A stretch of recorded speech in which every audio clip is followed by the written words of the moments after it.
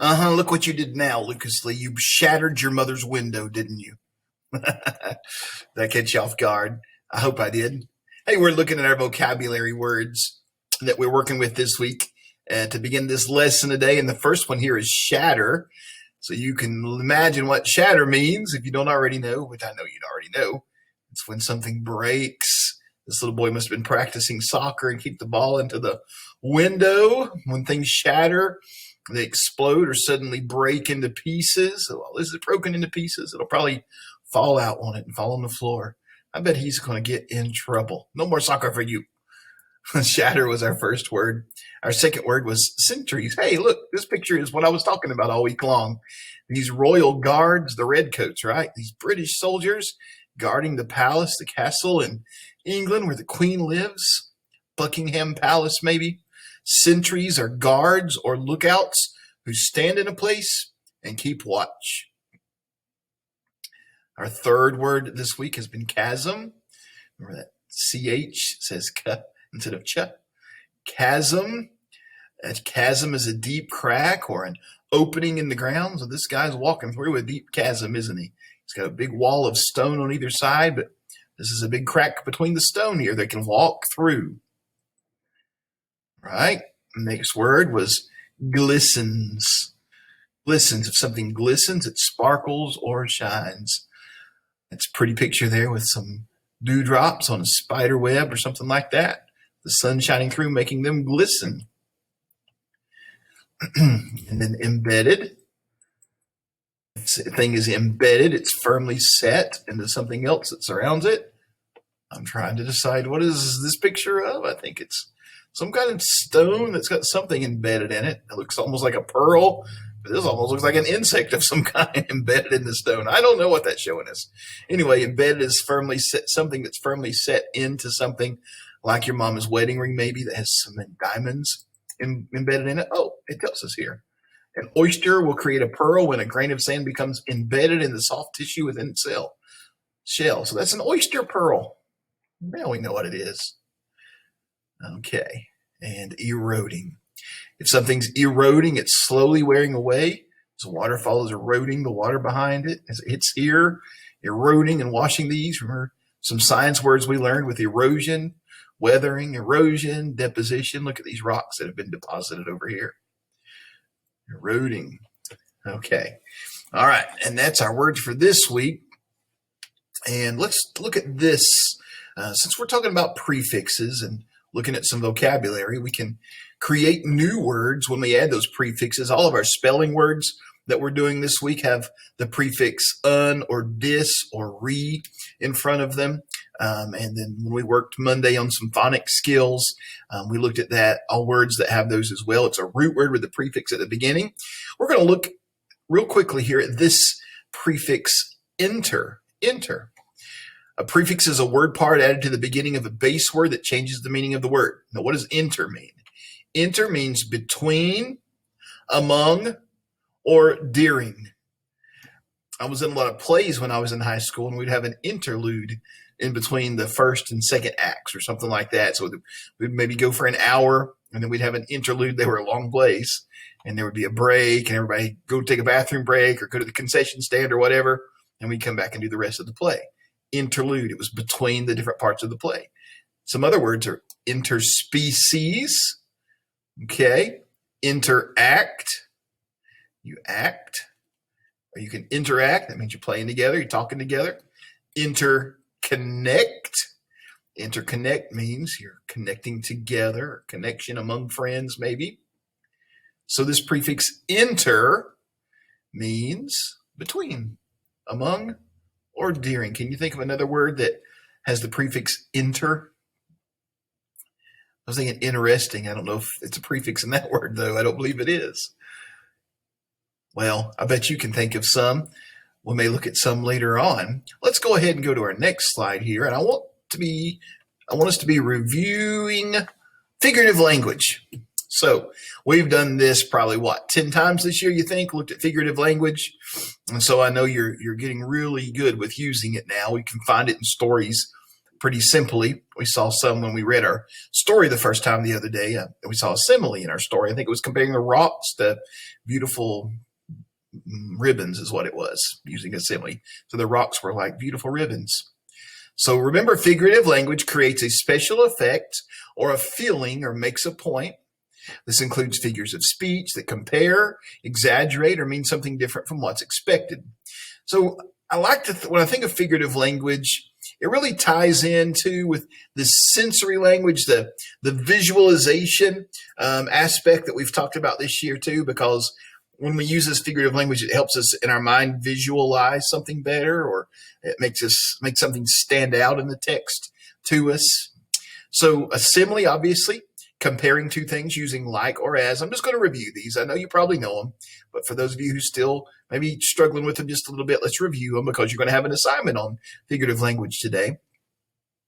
I'm as happy as a clam. I wonder if that clam has an oyster in it. I mean, a pearl in it, like the picture we saw a minute ago. Metaphor, a comparison of two things by saying one thing is another thing. So the big difference between a simile and a metaphor, simile always has like or as, a metaphor does not. You must be a walking encyclopedia to know all those facts. So it didn't say you're like an encyclopedia. It says you must be a walking encyclopedia. So comparing two things by saying one thing is the other thing. Okay. Personification gives human qualities or characteristics to an animal or object. And we've had a few stories this year where the animals were personified, where they could do things, they could talk, or they could communicate like people do things that only people can do. So that's personification. The moon follows me when I walk at night. The moon can't really follow you like a person would follow you. That's personification. Alliteration. Alliteration, a sound device used to repeat the same consonant sound at the beginning of nearby words. Sally sent Susan some samples of soup. So we're going those beginning consonant sounds. That's alliteration. Peter Piper picked a peck of pickled peppers. That's alliteration. Assonance is kind of like alliteration, but it's not the beginning sound. It's the sound in the middle, the vowel sound in nearby words. The cat ran past the man. So we've got those short A sound in each one of those four words. That's assonance. And then you did a great job last week in your and 2 weeks ago in your paragraph writing, especially the ones about food. You're really good writers about food when you described your favorite food and maybe the food that you thought was the best in the world. I forget what those 2 paragraphs about food were, but you used some great sensory language. It made me so hungry reading your paragraphs. That's words that appeal to the 5 senses. The summer breeze smelled like fresh cut grass. That's kind of a simile within some sensory language, saying the breeze is like fresh cut grass, smelled like it. So that's a review of figurative language, and we will work with that today in an assignment. So we'll get to that in just a little bit. Before we do that, let's move on. And as we read today, let's take note if we see any of these in our story we've been reading this week. And so you read it to your dog or cat or grandma or somebody yesterday, and we're going to read it together again today one more time. And so this is on page 57 in your my book 2. So open it up and let's read together our story. We're reading Grand Canyon, A Trail Through Time by Linda Vieira, illustrated by Christopher Canyon. I noted the first time we read this, I just love the illustrations that Christopher Canyon drew in this story. I probably like the illustrations better than the story itself, if I'm honest. So let's dig right in. I won't forget this first page this time. Look at this picture. I mean, isn't that amazing? The colors of the sky. It looks just like that sky at nighttime during a storm with the lightning over the Grand Canyon. Very powerful image. A pre-dawn storm rumbles over the Grand Canyon National Park. Cracks of lightning shatter the dark sky. Flashing above an enormous plateau of peaks, valleys, and trenches where ancient mountains once stood. The deepest trench is called the Grand Canyon, one of the 7 natural wonders of the world. Look at this sentence right here. Cracks of lightning shatter the dark sky. That's our vocabulary word that means to break into pieces. Look at the picture. Did he kind of show that? Does the sky look? Yeah, I guess if we think about that boy who kicked the soccer ball and how the glass cracked in all directions, that kind of looks like cracked glass, doesn't it? That's why he used that. That's some nice visualization of what lightning looks like in a night sky. And this story, it reminds me a little bit of the first story we read in this module, the Mariana Trench. This word, the trench, we learned that earlier in this module. Trench is a deep hole, or kind of similar to our word chasm. That's a vocabulary word this week. This is a deep trench. The Mariana Trench was a deep trench. Dawn comes, bringing daylight to spires and buttes, standing like sentries on the plateau, worn down by weathering and erosion. So the spires and the buttes, these stones that are standing there, these kind of walls of stone, they're standing like what did it say? Like sentries. So what kind of figurative language is this? These walls of stone standing like sentries. It's using the word like, so that's a simile, isn't it? There's a simile in this story. Coyotes teach their pups to hunt for food in thick forest along the edges of the canyon. Did you see any coyotes in this picture? Maybe you did. I don't think I saw any coyotes. Maybe there's some back there. I can't tell what that is. Thousands of visitors from all over the world have come to view the splendor of the Grand Canyon.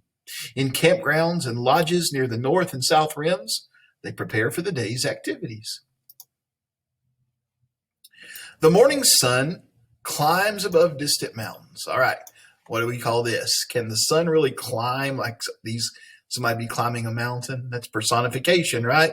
Giving the sun the ability to do something that people can do.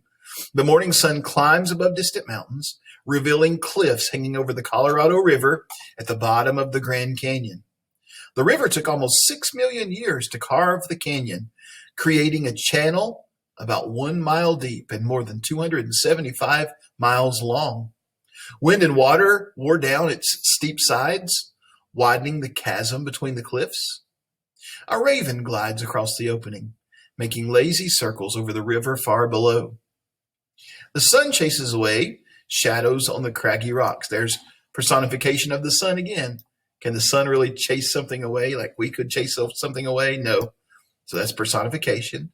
The sun chases away shadows on the craggy rocks, thousands of feet below the rims. Pack mules begin a 5-hour trip down to the deepest part of the canyon. They follow each other on a twisted 10-mile trail to the riverbed. Clouds of dust follow them as voices from the top fade away. I don't know about you, but if I take a car ride, sometimes when I go see my daughter in Murfreesboro, it's about 4 hours. And I get tired of sitting for 4 hours on a nice cushioned car seat. Can you imagine sitting on a donkey for 5 hours? You might be a little sore in a bad area on your backside when you got to the bottom after 5 hours, huh? Look at this. I would give anything if I could illustrate like the illustrator drew this bighorn sheep here. It's beautiful. Canyon visitors along the trail peer with curiosity at the symbols of people and animals that were painted on a boulder by the Havasupai Indians long ago.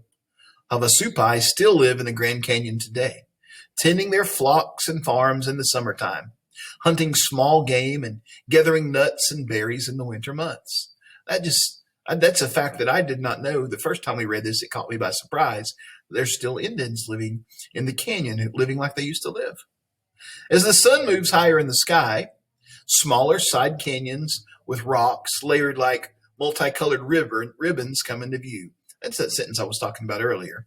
Rocks layered like multicolored ribbons.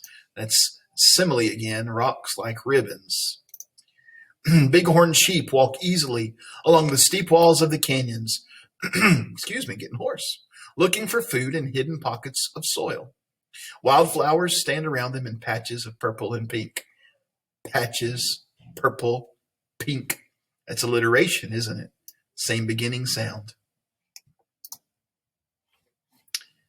The mules continue down to the trail to the inner gorge. They carry their riders past layers of rock that display millions of years of the Earth's geological history. A canyon wren looks for bits of brush to line its nest. Hidden in a rocky crevice just off the trail, it searches for twigs and grasses up and down the canyon walls, flying past fossils of fish teeth, and seashells. That amazed me too the first time I read this, thinking about this bird flying past fish teeth and seashells in the Grand Canyon. But then we read over here, scientists believe this area was covered by water at one time. The noonday sun glistens on a hidden creek near a granary built into the canyon wall by Anasazi Indians about 1,000 years ago. Squirrels chase through the now empty granary where crops and plants had been stored for food and trade. A lizard scurries off the trail. It climbs over fossils of prehistoric trilobites, embedded in layers of shell millions of years ago when the land was covered by a primeval sea. After the mules pass, the lizard creeps out from its hiding place to soak up the warmth of the sun.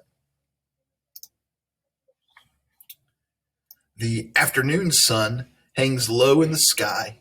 A white-breasted nuthatch flies above beaver-tail cacti along the rocky banks of the Colorado River.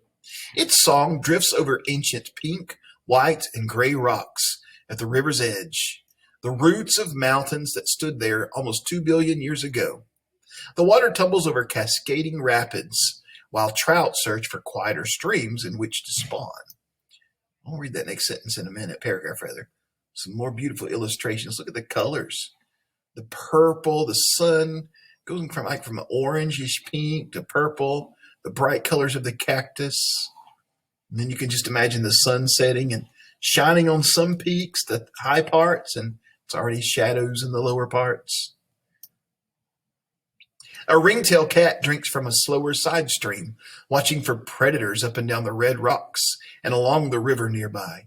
Laughter echoes from a bunkhouse as weary riders and hikers share their stories of descent into the canyon. I noticed on this page right here, the author is using a whole lot of adjectives. Did you notice that? He uses a lot of colors. The rocks, he describes the rocks as ancient and pink and white and gray. 4 adjectives to describe this one noun right here. So think about a couple weeks ago when we were talking about adjectives. He's using a lot of them here, the author is. Let's see if we can find some more. Cascading rapids. That makes it so much more interesting, doesn't it? And cascading, when we talked about that shades of meaning, that's one of those words that makes it sound more powerful. It's a powerful adjective. The water tumbles over cascading rapids. I imagine something going down and down and down and cascading down the mountainside, the hillside there. While trout search for quieter. So look at the transition here from cascading rapids to quiet streams. The fish are looking for those quiet streams. Anyway, I saw a bunch of adjectives there.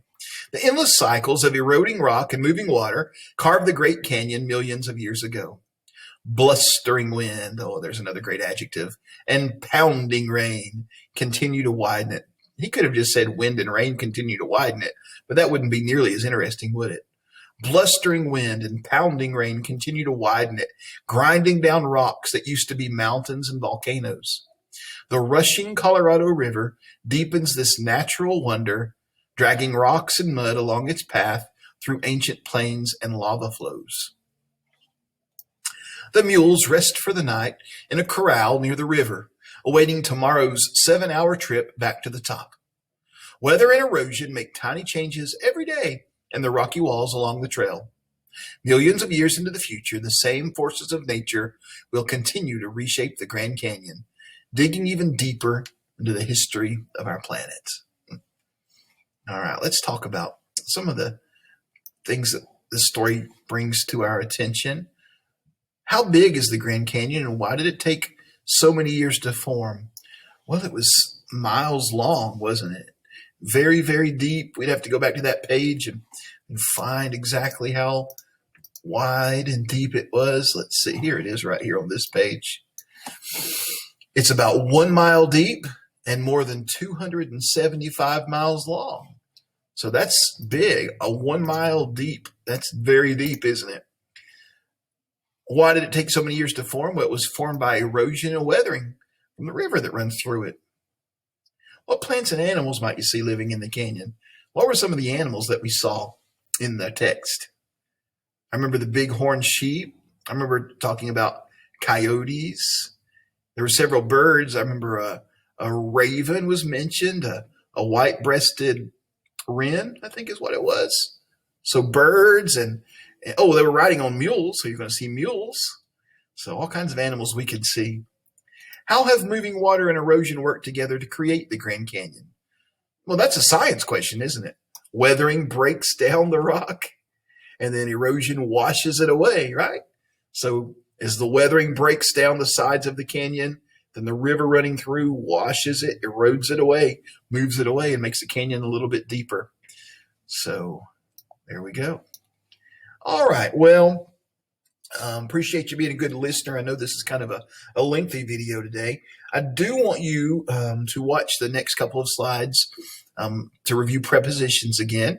You're doing a great job with prepositions. So watch the next couple of slides on prepositions, and then you're going to have 2 assignments for me today. You're going to have that figurative language assignment. I'm going to create I might pull some sentences from our story, and then you're going to tell me what kind of, you'll have multiple choice, tell me what kind of figurative language it's an example of. Then you'll have a preposition activity as well. So turn those 2 things into me today. The figurative language less activity and the preposition activity, okay? Get those turned in. I'll let you get started. See you later.